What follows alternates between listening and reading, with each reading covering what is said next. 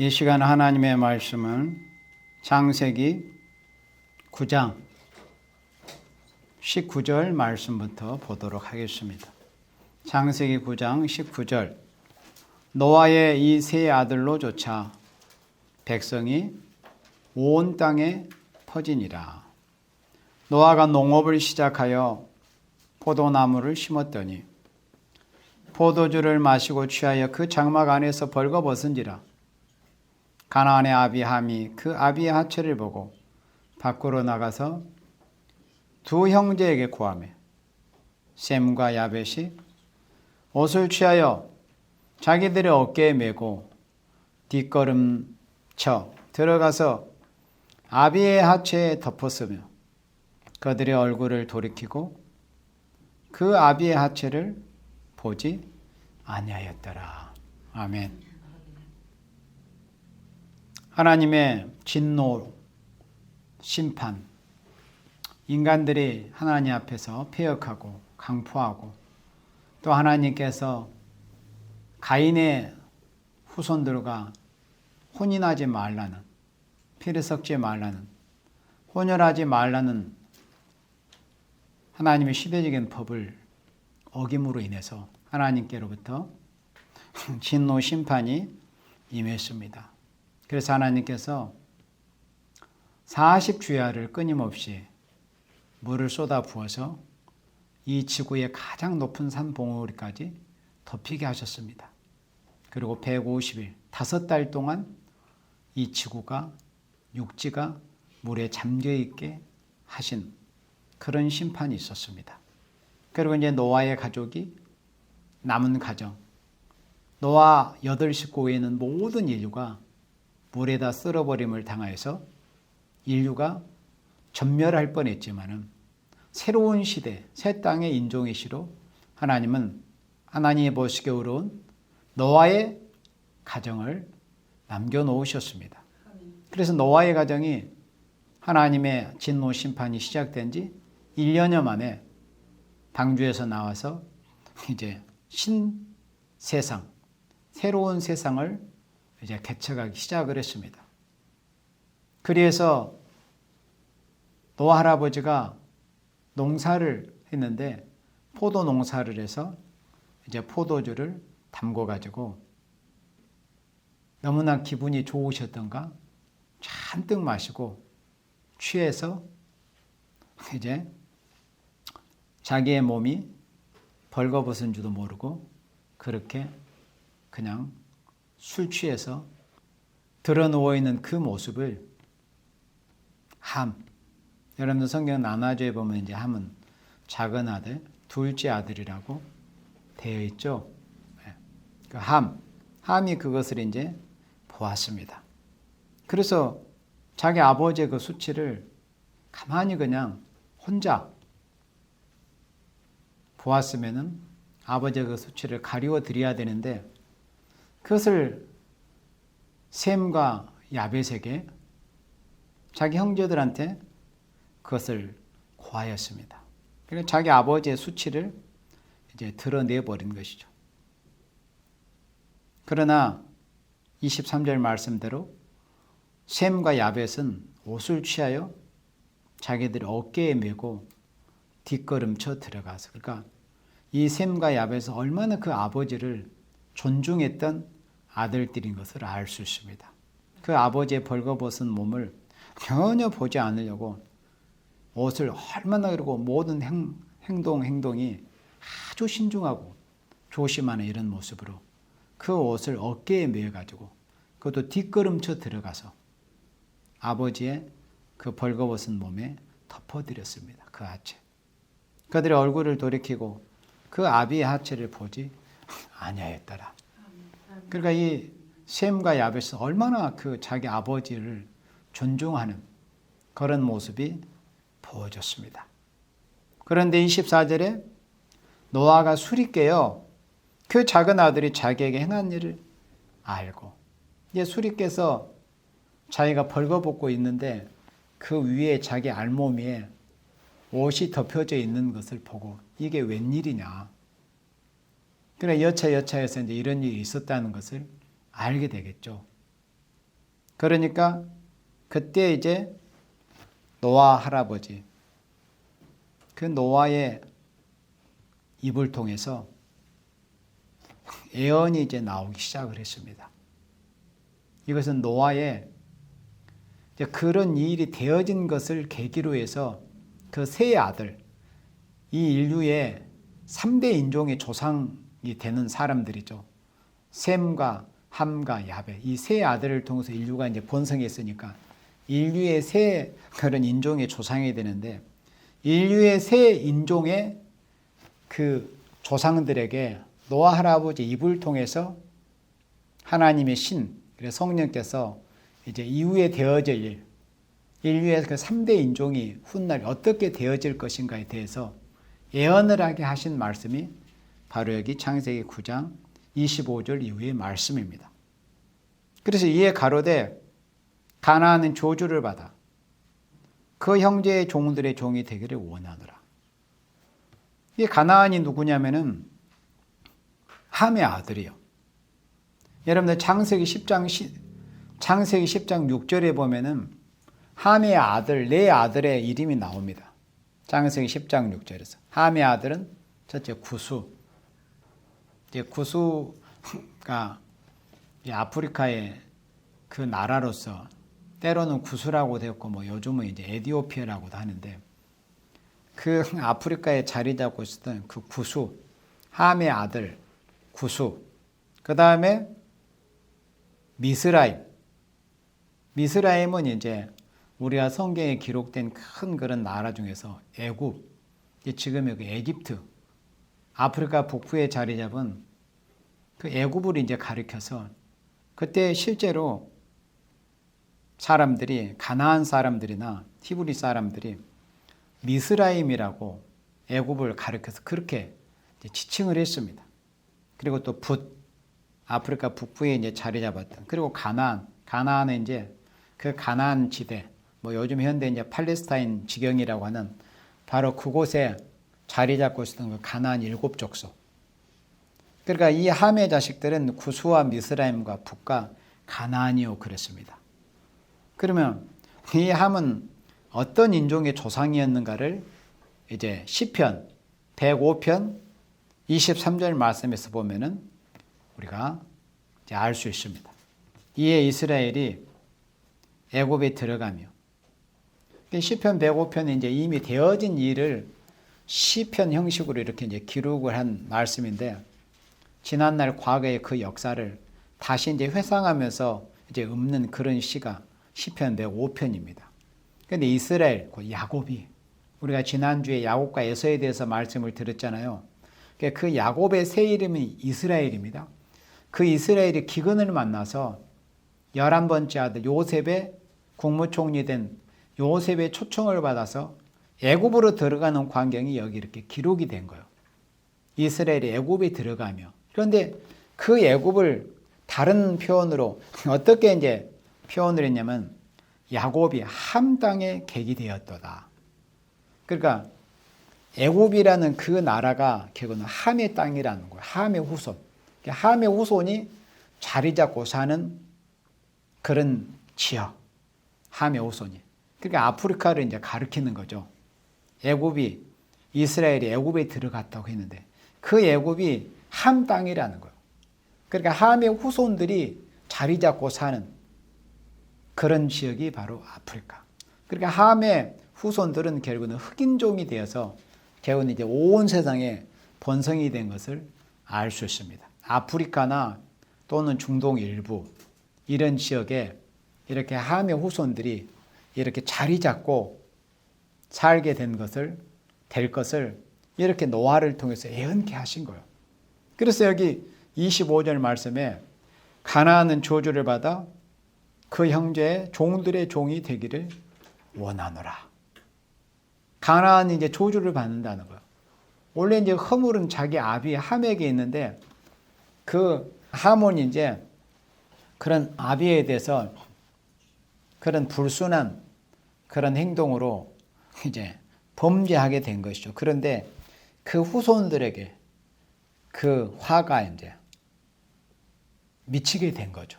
마치 그 출애굽 시대에 이스라엘 백성들의 그 원망과 불평이 결국에는 모세에게 그 화가 어린 모세에게 미쳤다고 하는 시편 106편에 기록된 말씀대로 그 이스라엘이 너무 하나님을 원망하고 불평하고 속을 썩이니까 그게 이제 그 화가 결국에는 모세에게 미쳐가지고 모세가 입술로 망령되이 행함으로 인해가지고 결국에는 그는 약속의 땅에 들어가지 못하게 되는 그런 결과를 낳게 되었다는 거죠.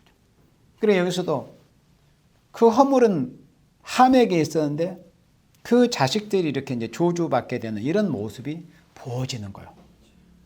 그래서 가나안이 저주를 받아 걔네 형제들의 종이 될 것, 종의 종이 될 것을 노아의 입술을 통해서 이렇게 예언케 하신 겁니다.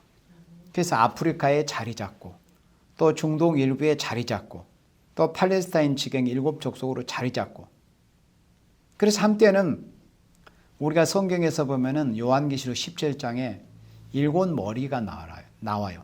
또 계시록 12장에서도 7머리 가진 붉은 용이 나오는데 7머리 10뿔을 가진 그 붉은 용은 각 시대마다 하나님을 대적했던 이 지구상의 최고의 그 강대국들을 이제 예언한 말씀이라고 했어요.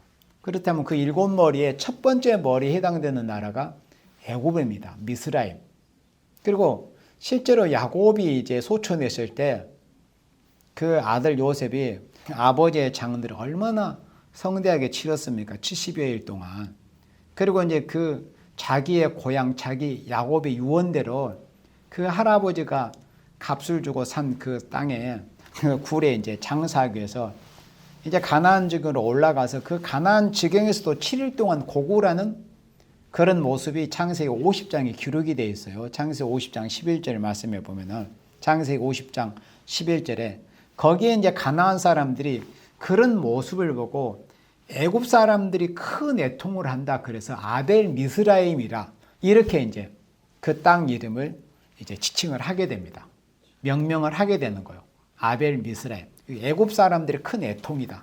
그러니까 그때 당시에 가나안 사람들은 애굽을 가리켜서 미스라임이라고 했던 것을 알 수 있어요. 그럼 그 미스라임이 누구냐면 함의 아들이었던 것을 우리가 아까 창세기 10장 6절에서 우리가 보았잖아요. 그러니까 하나님께서 이 노아의 세 아들을 통해서 세 인종이 온 세계에 이렇게 번성을 하기도 하고 또 그 세 인종을 통해서 하나님의 어떤 경륜이 이루어지게 될 것을 하나님의 사람 노아의 입을 통해서, 그러니까 노아는 선지자이기도 하죠. 노아의 입을 통해서 이 엄청난 세상 끝날까지의 이 예언을 하게 하신 거예요. 이 짧은 한 세 구절 정도의 이 예언을 통해서 하나님께서는 노아의 입을 통해서 이 그때로부터 세상 끝날까지 이 인류가 어떤 그 3대 인종을 중심으로 해서 어떤 흐름으로 역사의 수레바퀴가 이제 굴러갈 것인가, 고고한 그 역사의 강물이 흘러갈 것인가 하는 것을 예언케 하신 거예요. 그런데 첫 번째 그 예언은 누구였어요? 바로 함의 아들 가나안. 가나안은 저주를 받을 거다. 그러니까 우리가 그만큼 이제 이것이 물론 하나님의 작전 가운데 이루어진 일이지만은 이런 모습을 통해서 우리가 어떤 교훈을 얻어야 되겠어요? 그러니까 부모에게 잘하고 어른에게 잘해야 된다. 이런 모습을 통해서 이게 뭐 별일 아닌 것으로 생각하면 별일 아닌 것으로 보일 수가 있지만 우리 사람의 생각과 시각, 하나님의 시각과 생각은 사뭇 달라요. 우리 하나님은 사람의 생각과 같지 않아요. 하늘이 땅보다 높음 같이 우리 하나님의 그 생각은 인간들의 생각과 다릅니다. 그래서 우리가 이 땅에 사는 날 동안에 그 노아의 그 아들들의 그런 그 본보기 된 그런 모습을 통해서 우리가 부모나 사람들에게 어떻게 해야 될 것인가, 이런 교훈을 우리가 얻게 되는 거예요.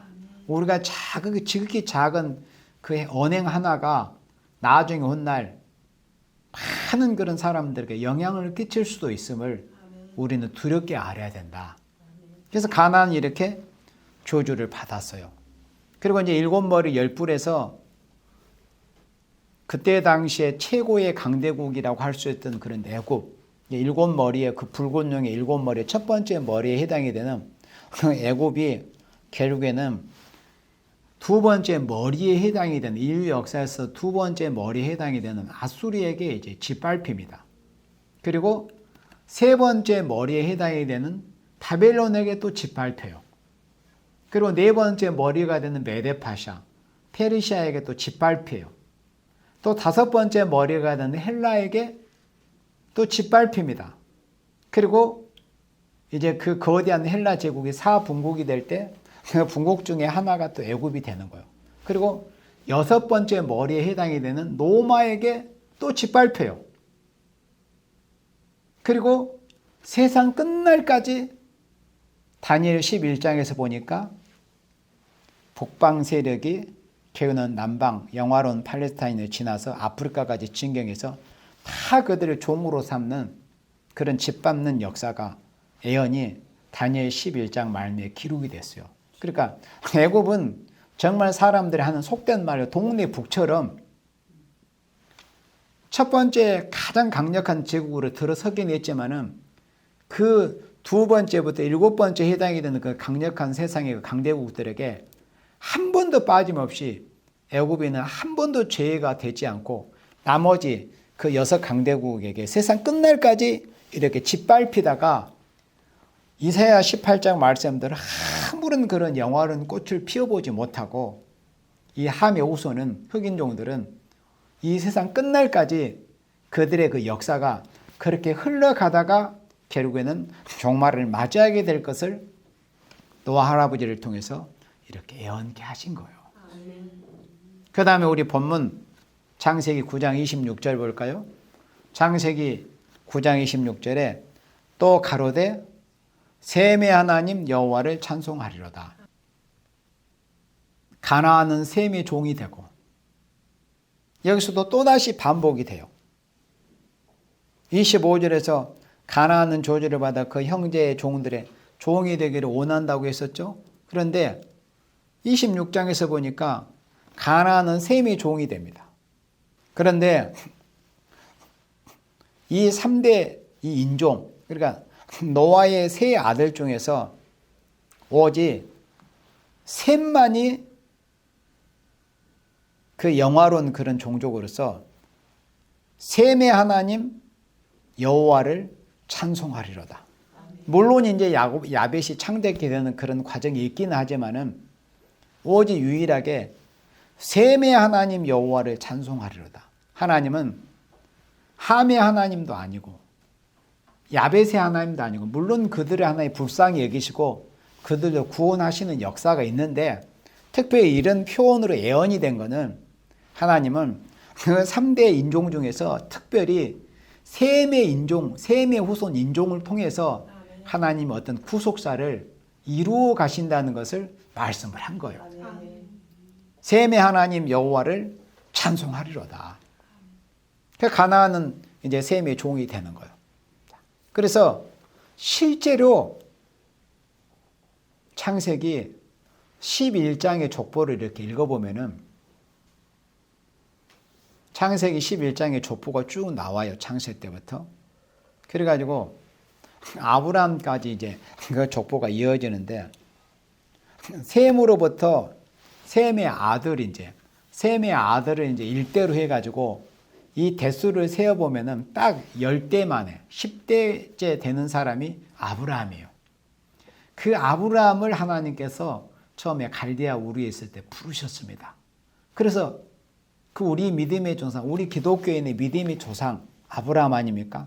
하나님의 벗이라고도 여김을 받았던 그 아브라함. 갈대아 우르에서 부름을 받아가지고 하란에서 좀 머물러 있다가 또 하란에서 아버지가 돌아가시고 그리고 이제 하나님께서 가나안으로 가라고 하신 지시를 받고 아무 연고도 없고 아는 사람도 없고 자기 땅 한 평도 없는 그곳에 순종의 걸음을 걸어서 약속의 땅 가나안으로 가게 됩니다. 그래서 셈의 10대 손인 아브라함을 하나님께서 부르셔가지고 믿음의 조상으로 삼으셔요. 그리고 구체적인 약속을 시작을 하십니다. 창세기 12장에서부터 내가 너를 통해서 너와 네 자손을 통해서 천하 만민이 복을 받게 할 거다. 그래서 믿음의 조상으로 삼아요. 그래서 아브라함의 이제 그 계보를 쭉 이어서 그리스도 예수님께서 이 땅에 오시게 되는 거죠. 그래서 믿음의 조상으로 삼아요. 아브라함은. 그리고 그 축복을 이삭이 계대하고 또 그 이삭이 받은 그 아버지의 축복을 또 야곱이 계대해가지고 그 야곱에까지 이제 이르러서 구체적으로 너 누운 땅을 너와 네 자손에게 주실 것이라는 이 땅의 축복, 지상의 축복을 하나님께서 야곱을 통해서 약속을 하십니다. 그래서 앞으로 이루어질 이 땅에 이루어질 천년왕국 그리스도의 나라는 야곱에게 약속하신 지상의 축복을 받게 되는 일이다. 그런 진리다. 그래서 어떤 표현으로 야곱의 도다. 야곱의 진리다. 하나님이 야곱을 통해서 이 땅에 이루어진 아름다운 새 땅 새 시대가 이루어지는 진리다. 그래서 야곱의 도라고 그렇게 우리가 또 말을 하기도 합니다. 야곱의 도. 그래서 하나님께서 아브라함을 셈의 장막에서 부르셨어요. 셈의 하나님 여호와를 찬송하려다 이 말씀이 응하기 위해서. 그리고 셈의 장막에서 예수님께서 유다 지파 그 가문으로 요셉의 가정으로 오십니다. 예수님이 초림주문으로 임하셨던 그 장막도 바로 셈의 장막으로 오셔요. 그리고 예수님의 되어진 일을 친히 보고 목격한 그런 증인들이 12제자 12사도를 셈의 장막에서 하나님이 일으키십니다. 그래가지고 천국 복음을 온 세상에 전하게 하시는 거예요. 그런데 또 그게 끝이 아니에요. 마지막 때도 이제 셈의 하나님 여호와를 찬송하리로다 이 말씀은 아브라함 때부터 지금까지 물론 이루어 오고 있었는데 완결된 상태가 아니에요. 그래서 오늘 제가 이 말씀을 여러분들에게 전하는 의도가 그겁니다. 하나님은 셈의 하나님이다. 셈의 장막 가운데서 하나님이 어떠한 큰 일을 지금까지 이루어 오셨고 또 앞으로 이루실 그런 큰 엄청난 그런 역사가 남아있다. 그 소망을 우리에게 주셨다. 그 소망을 우리로 발견하게 하시고 그 소망을 붙들고 우리에게 나아가게 하셨어요. 그런 은혜를 우리가 입었습니다. 그러면 하나님께서 셈의 하나님 여호와를 찬송하려다 이 말씀이 인간 종말에 어떻게 응하겠어요? 자, 우리 이사야 24장 14절 말씀에 찾아볼까요? 이사야 24장 14절에 무리가 소리를 높여 부를 것이며 여호와의 이름을 인하여 바다에서부터 크게 외치리니 그러므로 너희가 동방에서 여호와를 영화롭게 하며 바다 모든 섬에서 이스라엘 하나님 여호와 이름을 영화롭게 할 것이다. 그러니까 동방, 바닷가, 해돋는 편, 동방에서부터 동방 바닷가에서부터 하나님을 영화롭게 하는 일이 있을 것을 이렇게 말씀을 하시고 또 이사야 59장에서도 하나님께서 서방에서는 하나님 이름을 두려워하게 하시고 동방에서 하나님의 영광을 나타내신다는 그런 말씀이 있어요. 그러면은 그런 말씀도 어떤 기준이 없다면은 하나님은 여기서 보면 여기가 동쪽이고 저기서 보면 저희가 동쪽이고 북쪽이고 이렇게 할 수도 있지만은 그 선지자들을 통해서 어떤 방위 개념적으로 어떤 중심을 놓고 말씀하실 때 그런 모든 것을 이제 다 취합해 가지고 정리해 놓은 말씀이 요한계시록 아닙니까? 그 요한계시록 7장 2절에서 보면은 하나님께서 인간 종말에 하나님의 인을 가지고 올라오는 그런 큰 하나님의 그 인의 역사, 인권 역사. 그래 하나님이 인을 가지고 올라온다는 것은 하나님께로부터 정권을 받아서 행사하는 전권 대사의 역사가 해 돋는 편에서부터 시작이 된다는 것을 말씀을 한 거예요. 그러니까 요한계시록을 받았을 때 오늘처럼 이 주일날 사도 요한이 밤모섬에서 계시를 볼 때 자기가 있는 곳을 중심해서 해 돋는 편이었어요. 밤모섬에서 이렇게 쭉 유도상으로 이렇게 선을 그어보면은 우리 한반도하고 연결이 되잖아요. 그러니까 인간 종말에 셈의 장막인 그러니까 아시아 이 황인종이죠. 이 함의 후손들은 그러니까 가나안, 구수, 미스라임 이런 종족들은 이제 흑인종들이고, 그러니까 이 셈의 후손이 황인종의 이 장막을 통해서 하나님께서 인간 종말에 엄청난 이런 역사를 하게 되실 거다, 하실 것이다. 이미 그 역사는 하나님께서 지금으로부터 4,000년 전부터 시작을 하셨어요. 그 처음 예언은 대략 한 4,500년 전에 노아 할아버지 입술을 통해서 예언을 하시고, 또 본격적으로 그 셈의 하나님 여호와를 찬송하려는 그 말씀은 이제 이루어지기 시작한 때는 이제 아브라함 때부터 본격적으로 이루어지기 시작을 해가지고 지금까지 구약 2000년, 또 신약의 예수님 오신 이후 지금까지 2000년, 4000년의 그 장구한 역사가 흘러오는 동안 하나님은 셈의 장막을 통해서 이렇게 인류의 택하신 생명들을 구원하시는 이런 역사를 이루어 오셨습니다. 그런데 요한계시록 7장 2절은 앞으로 이루어질 일이에요. 요한계시록 7장 1은 지금까지 이루어진 일이 없습니다. 지금까지 요한계시록 7장 2절이 이루어졌다면 인마진 종들이 나와야 돼요. 그리고 나와가지고 14만 4천 인마진 종들, 계시록 7장 4절에 인마진 자의 수를 들으니 14만 4천이라고 했고, 또 계시록 14장에 보면 그 14만 4천이 시온산에 선 그 모습을 보여줬잖아요. 그러니까 인마진 종들의 총수가 몇 명이죠? 14만 4천이요. 14만 4천 플러스 알파가 절대 아니에요. 14만 4천에 딱 한정된 수입니다. 거기에 한 명이 가감되는 게 아니에요. 그 14만 4천이 바로 1260일 동안 두 증인을 선두해서 이제 14만 4천이 온 세상에 다시 예언하는 역사가 있는데, 그 역사의 출발이 어디냐는 것을 요한계시록 7장 2절에서 말씀을 할 때 해돋는 편이다. 그러면 해돋는 편이 어디예요? 반모섬을 중심에서 볼 때 이 아시아 대륙 동방 땅끝이에요. 그럼 구약은 어디냐? 구약은 선지자들이 예루살렘에서 계시를 보았기 때문에 대체적으로 예루살렘이 중심이 되는 거죠. 기준이. 그 예루살렘에서 볼 때도 동쪽이 어디겠어요? 아시아 대륙 쭉 이렇게 하면 지금 중국 대륙은 다 공산화되고 그렇잖아요. 아시아에서 제대로 된 그나마 교회가 있고 기독교가 부흥된 곳이 바로 이 대한민국 땅 아닙니까?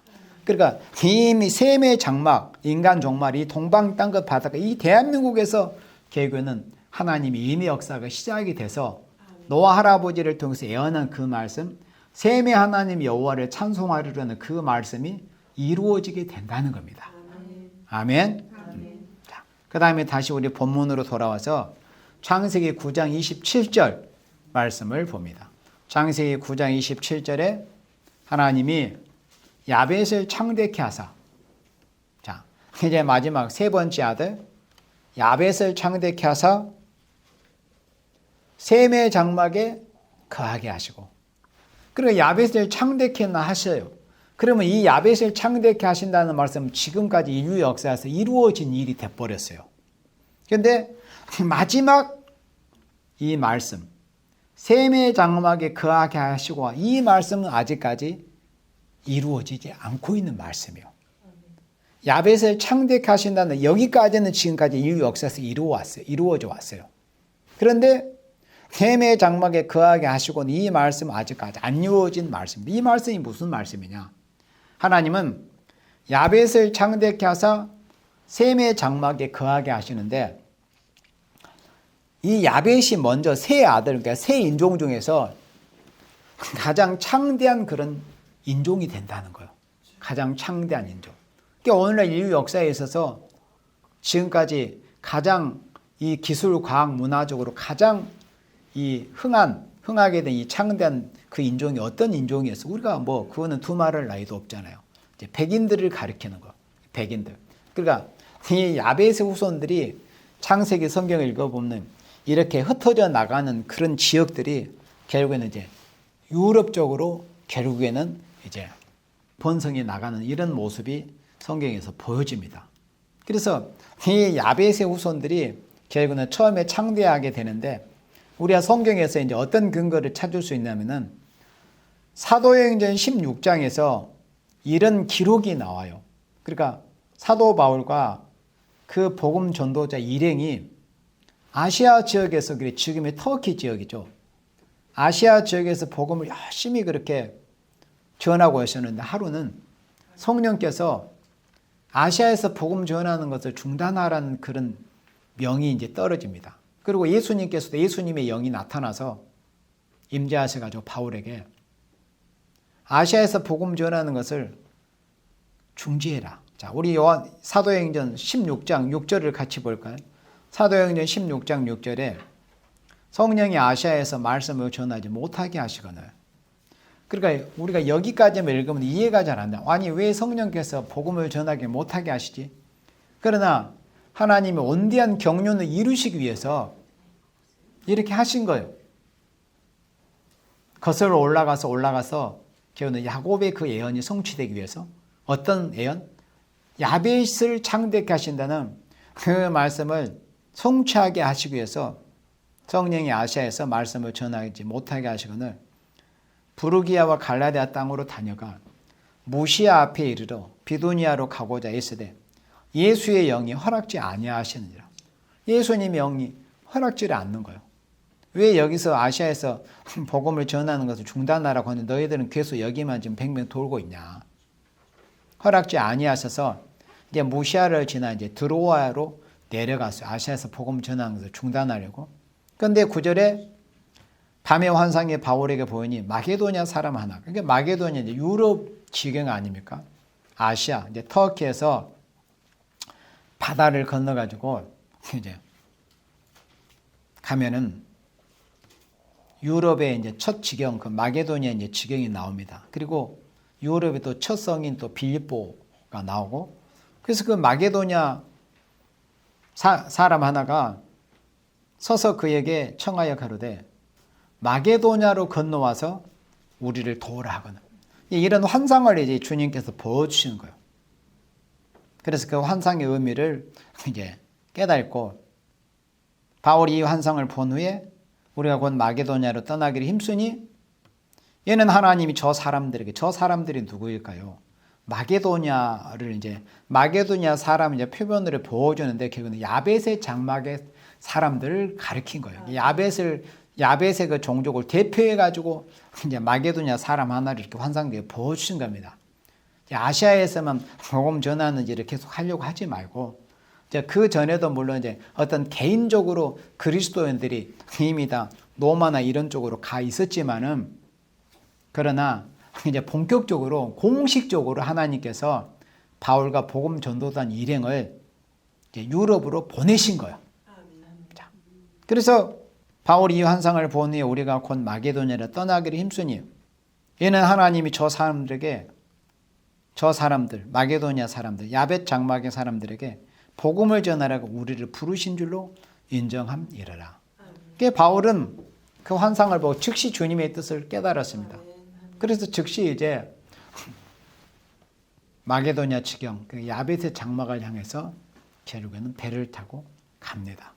그래서 첫 성인 빌립보에 들어가서 우리가 잘 아는 루디아라고 하는 하나님을 경외하는 그 자주장사 루디아를 만나서 그 가정에서부터 이제 유럽이 복음화되는 그 출발점이 그 한 가정에서 가정교회로부터 시작이 됩니다. 이렇게 해가지고 나중에 이제 결국에는 바울이 로마에까지 가고 그리고 이제 시간이 흘러가지고 로마가 결국에는 이제 기독교가 국교로 공인이 되고 이렇게 해서 유럽이 복음화되고 그 기독교 복음이 영국으로 전해지고 또 영국으로 전해진 복음이 결국은 대서양을 건너서 메이플라워를 이제 타고 청교도들이 신앙의 자료를 찾아서 이제 아메리카 대륙까지 건너갑니다. 이렇게 해가지고 이제 아메리카 대륙까지 결국 야벳의 장막이 실질적인 이제 장악을 해버리게 되잖아요. 실제로. 그래서 이 노아 할아버지의 그 예언대로 야벳을 창대케 하신다는 이 말씀이 실제로 이루어지게 된 것을 우리가 알 수 있습니다.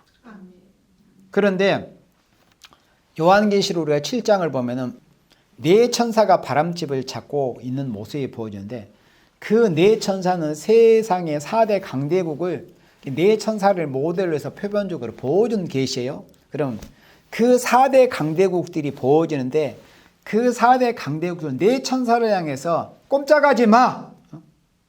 이렇게 명령할 수 있는 그 명령이 어디서 나오냐면 해돋는 편에서 올라온 다른 천사에게서 나와요. 이건 뭐냐면은 네 천사는 세상의 4대 강대국을 보여준 거예요. 그러면 세상에서 미국, 영국, 프랑스, 뭐 옛날 구소련 지금 이제 러시아로 이름이 바뀌었지만 이 4대 강대국들이 전부 다 야벳의 장막에 해당이 돼요. 미국, 영국, 프랑스, 뭐 소련, 러시아 전부 야벳 인종들이잖아요. 실제로. 그 야벳이 실제로 창대케 되는 그 말씀을 이루기 위해서 세상에 가장 강력한 이 4대 강대국들 역시도 야벳의 장막에 소속이 된 그런 나라들이에요. 그런데 성경 말씀에서 보니까 우리 요한계시록 7장 또 다시 볼까요? 요한계시록 7장 2절에 또 봄에 다른 천사가 살아계신 하나님 인을 가지고 해 도는 데로부터 올라와서 땅과 바다를 해롭게 할 권세를 네 천사를 향하여 큰 소리로 외쳤죠. 그러니까 네 천사 땅과 바다를 해롭게 할 권세를 얻었다는 세상에 모래에게 완비된 4대 강대국들을 가리키는데 이들 역시 야벳의 그런 후손들이다.